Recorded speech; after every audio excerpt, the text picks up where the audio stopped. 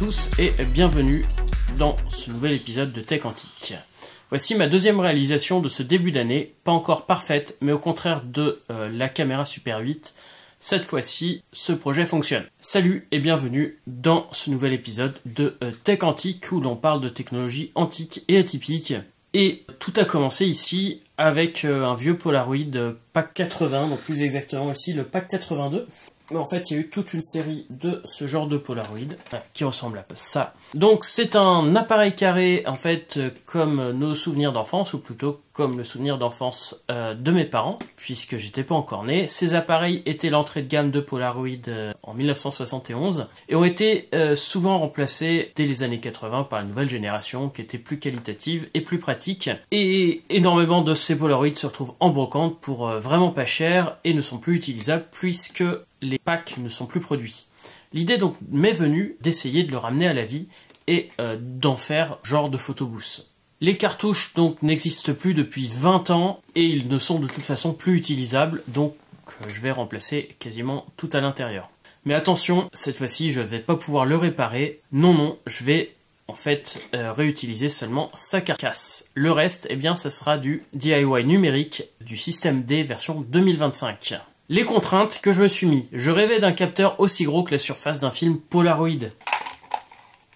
Et une imprimante avec une qualité digne d'un labo Fuji. Mais après quelques recherches et sueur froide côté budget, car on a de quoi se payer quelques beaux Leica avec diamant pour le prix d'un capteur donc de la taille de ce genre de Polaroid 8 sur 8 cm. Donc j'ai dû revoir mes ambitions. Ce photobooth devra donc être simple, rapide et prêt pour un mariage dans 3 semaines quand je démarre à fond le projet. Donc j'ai mis les mains dedans. Les galères techniques, eh bien d'abord j'ai commencé avec une Raspberry Pi 0 que j'avais prévue pour ça. Il est brillante jusqu'à ce que je découvre qu'elle est aussi rapide qu'un modem 56K fatigué. Donc remplacement par un Pi 3A que j'avais déjà. Là c'est mieux, on respire, ça devient un peu plus utilisable. Je récupère donc un petit script trouvé en ligne, mais c'est franchement lent, même avec la Raspberry Pi 3A. Trop lent. Donc c'est du web, il y a du Java derrière, donc c'est super perfectionné, mais en fait pour ce que je veux faire, c'est inutilisable. Alors je demande à ChatGPT. Et contre toute attente, il me crée un petit script qui fonctionne. Je le modifie à ma sauce, et donc on a un flux caméra, un bouton pour prendre la photo, un autre bouton pour sortir le ticket, et on y est presque. Je rajoute donc mes 2 boutons physiques par rapport au script de départ et ça commence à avoir de la gueule. Donc j'ai dû, par rapport à mes premières ambitions, redescendre sur Terre. Au départ, je voulais mettre une imprimante thermique directement dans le boîtier, de préférence en couleur. Finalement, en plus d'avoir en noir et blanc, eh bien mes compétences en soudure ont fondu aussi vite que de l'étain sur le fer. Donc j'ai opté eh bien, pour une petite imprimante chat. Oui, celle qui imprime les petits tickets mignons pour les enfants, avec un petit script de hack, et elle est directement accessible sous Linux, donc je peux lui envoyer mes images dans le script.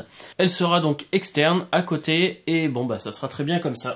Pour l'écran, eh bien, même combat, j'avais prévu de faire un joli truc décoré, donc un truc design, etc., que j'aurais mis au-dessus. Bon bah voilà, j'ai pas eu le temps de maîtriser FreeCAD, donc j'ai tout simplement pris un petit écran que j'avais de côté, HDMI, de 7 pouces, de récup, tactile, ça marche, et ça va faire le taf. C'est pas aussi beau que ce que j'aimerais, mais bon, on fait avec. Le module caméra, bon, il est pas super sensible, donc il lui faut de la lumière.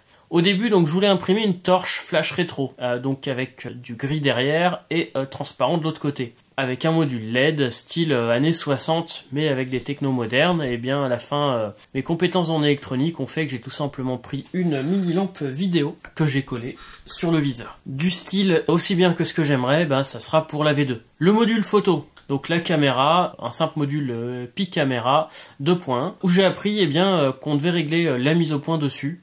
Donc je l'ai fait de façon à pouvoir être net à peu près 1m50. 1m50, il y a une grosse profondeur de champ. J'ai imprimé eh bien, un support d'objectif avec FreeCAD. C'est ici ma toute première modélisation faite de zéro. J'ai dû m'y reprendre à 4 fois, mais à la fin, eh bien, ça tient. Sur la première fois, en fait, j'ai fait une erreur de primaire. Le truc drôle, j'ai confondu dans FreeCAD rayon et diamètre. Donc, bien sûr, le premier est 2 fois trop gros. Et puis, il était assez moche aussi. Donc, au fur et à mesure, eh bien, je les ai améliorés. Tout simplement parce qu'il était hors de question de passer l'objectif Polaroid d'origine, et je ne pouvais pas le réutiliser ici car c'est un objectif 114 mm qui est fait pour du 9/12, donc ça aurait fait un très long téléobjectif pour la Raspberry Pi. Là, je bosse avec un capteur de 1/3 de pouce, donc très loin grand format du Polaroid. Mais qu'importe, cet objectif aura une deuxième vie dans un autre projet à venir. Et ici, j'en ai remodélisé un. Pas exactement pareil que le premier, mais je pense que ça peut faire le taf. L'emplacement du support de flash m'a permis de faire passer une partie des fils proprement, pour notamment les 2 boutons d'impression et le déclencheur. Mais bon, j'ai dû retirer en fait beaucoup de plastique pour tout faire rentrer, et à la dernière minute, j'ai eu très peur que ça passe pas du tout. Et pour avoir une performance équivalente, j'aurais dû récupérer une Raspberry Pi 02W, et là, elles sont déjà toutes utilisées. Mais bon, ça ressemble déjà à quelque chose, c'est pas parfait, mais ça fait le taf. Et puis là, il me reste tout simplement plus que quelques heures pour le finir, donc on finira comme ça, j'aurai plus qu'un petit support à bidouiller. Au niveau du code, je vais le fournir en open source.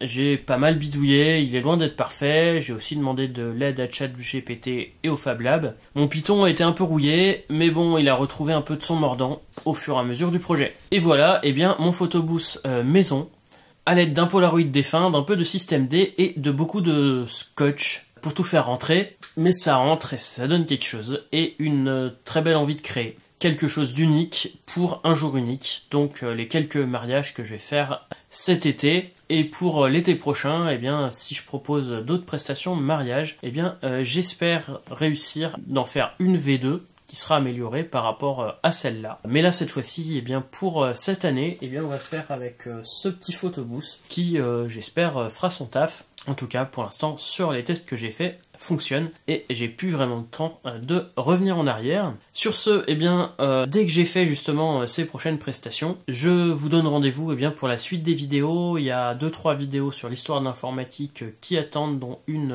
sur l'histoire de la disquette que je vous prépare, mais bien sûr, et ce qui me rapporte de l'argent là est prioritaire, et ce qui va me rapporter de l'argent, c'est les prestations, en sachant que juste après le mariage, je monte direct à Paris pour le festival de Bièvre, et dimanche le festival Expérience du Festival du Cinéma.